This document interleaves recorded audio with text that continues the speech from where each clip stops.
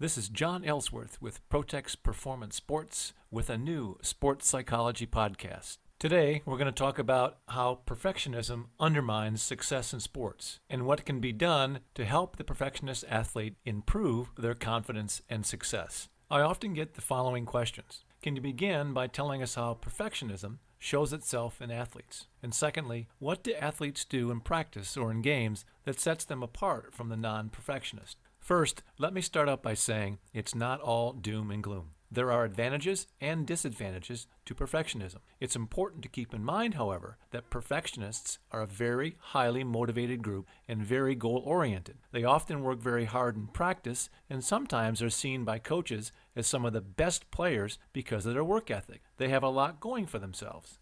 What often happens is that the perfectionist will get good in practice and gain lots of confidence, but when they go to competition, they can't seem to get it done.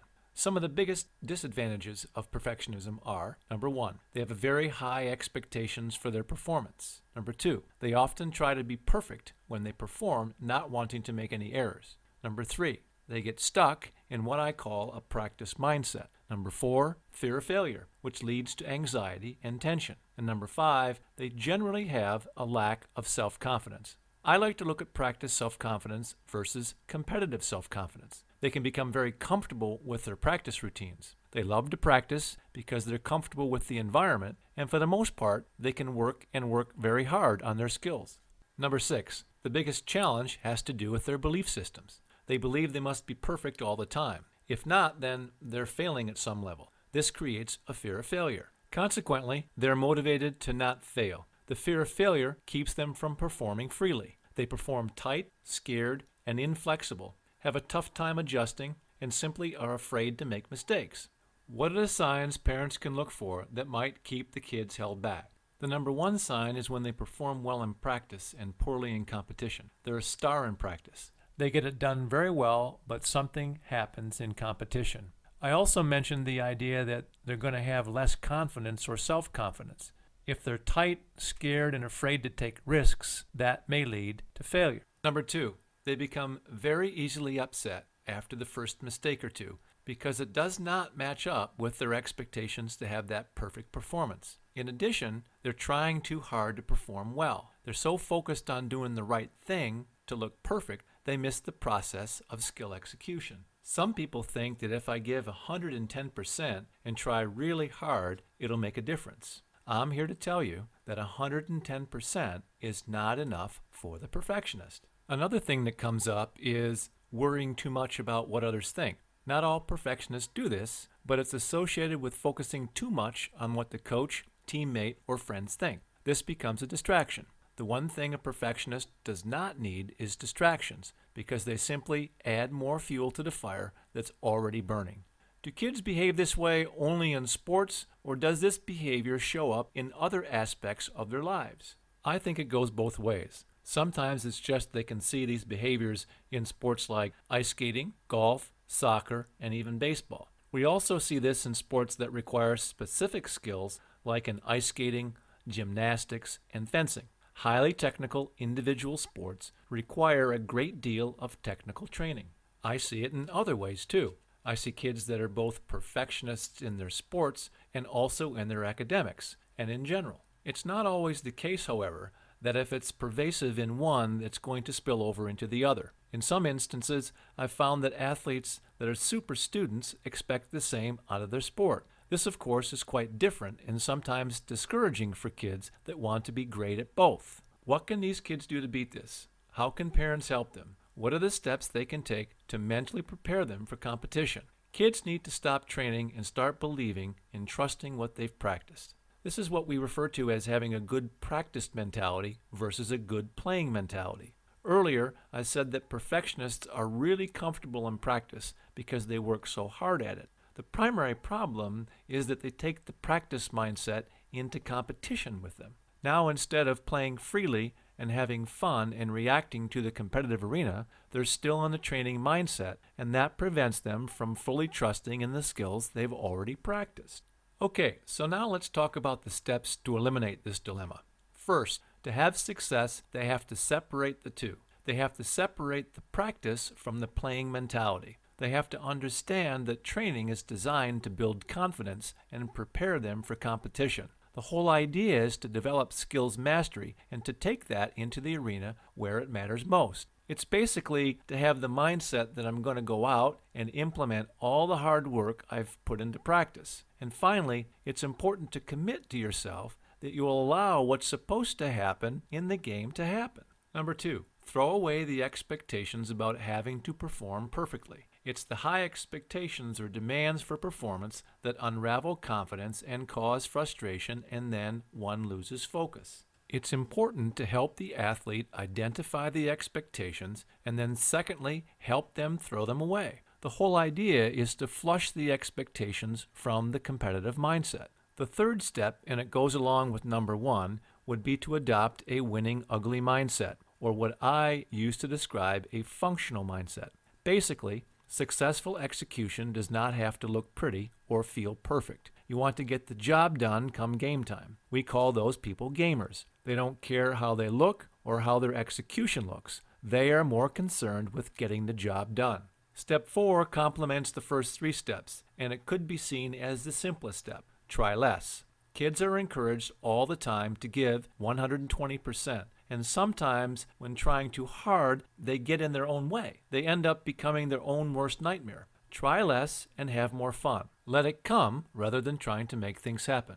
Golfers are notorious for this type of thing. Golf is so technical, and there are so many things that can go wrong with a golf game. I encourage my golf clients to play with the clubs that show up that day. What I mean by this is that some clubs might not work on a given day. Rather than trying to force them to happen and get over technical and over focus on trying to make it work, simply adjust to what it is that's working for that day. Minor adjustments are fine, but major corrections or trying to fix something that requires a complete mindset shift is a distraction and will get in the way of your game. Now, this is much different than simply telling them to relax and hit the ball. Trying less means letting it happen. Relax means let's deal with the tension you're feeling in your body or the mental anxiety you're feeling. They are two completely different things. Dealing is much more involved and takes more time to work through. It's something for practice. Okay, so the next step is to implement some mental game exercises, or tools as I call them. The exercises and tools begin with practice. Often what happens in the technical sports I talked about earlier, like golf, tennis, gymnastics, and fencing, it all begins with practice and having a different mindset. It's important to practice having the trusting mindset. This is the mindset that is free to perform rather than focusing on technique and having to do things perfectly. This is what practice time is for, skill mastery. Competition is about skill execution, free of overthinking. There needs to be a point when athletes can be free to play and practice. There needs to be a time during practice when an athlete can actually practice playing with a trusting mindset. I call this game simulation mode. This is the time to get comfortable with letting things go. By practicing in game simulation mode,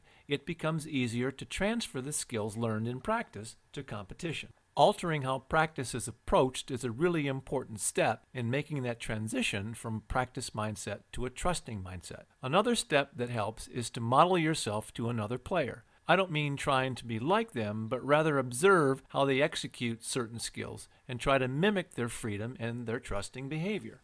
Finally, I strongly suggest all athletes journal about their thoughts, feelings, attitudes, and behaviors. I also suggest that writing down your expectations is very important, and the follow-on step is to go through an exercise of replacing them with more manageable and achievable process goals.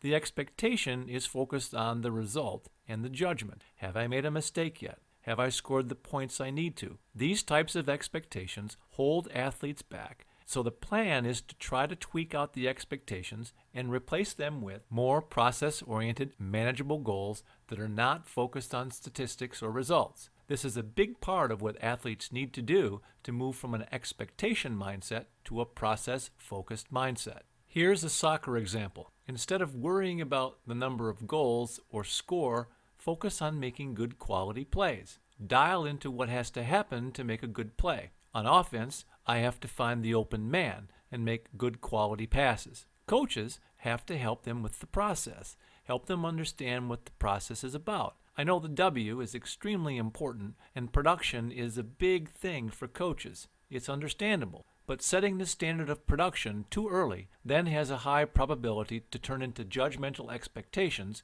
if production is not there. In wrestling, I like to ask athletes to make things simple. Have athletes focus on less. For example, in wrestling, have the athlete focus on good balance and let everything else happen. The best approach is to keep things simple. I call it keeping it simple and specific, the KISS principle. Limit the amount of information that has to be consciously processed. Release the athlete from thinking and center more on the process. Here are some tips to help parents reinforce the concepts we just talked about. Number 1. Identify the expectations early. Discuss them by giving examples about how they can be harmful to success. Talk about how they relate to perfectionism. Number 2. Help them replace expectations with manageable, simple process goals. Expectations replaced by process goals will equal confidence. Number 3. Parents are to be careful not to say the wrong things and fill kids with expectations. Kids will hear a message differently than the intended purpose. They internalize the wrong message. Be careful with what you say. For example, if you're focusing your comments on scoring points or shooting a higher number of baskets or going 4 for 4 in today's game, they might hear a little hidden message here that essentially says, "We'll love you more if you perform to this level." So wanting to please, the kids go about trying to do what their parents ask, and this is the wrong message to give. Number 4, talk about errors or mistakes and that they are a natural part of sports. They are simply a platform for learning. Number 5, do not focus on mistakes after a game. Actually, let the athlete start the conversation if the game went poorly for them. Rather than focus on what they did poorly, well, it's better to focus on what they did well. I use the 5-to-1 rule. I call it the rule of 51. Let the child cool down first, then give them a chance to initiate the conversation. If they don't initiate the conversation, encourage them to start talking about what they did well. It's a great habit to get them into because over time they'll learn the most important things that happen today are the positive things that came out of their performance. Finally, leave the coaching to practice time. Do whatever you can to hold the comments during competition to encouraging and/or praising comments. Help them understand practice is for the work stuff and games are where you show your stuff. Whatever it takes, win ugly. Prior to the game, focus should be on getting loose and focusing on rhythm, tempo, relaxation, breathing, centering, and not the how-to stuff. This is what playing freely is all about. They want to be able to react, have fun, and play in the moment without distractions. Let it just happen. Trust in what you know. Trust in what you've practiced. If you have questions or want to learn more about how to beat expectations and perfectionism, or want to reduce the pain and frustration, please act now.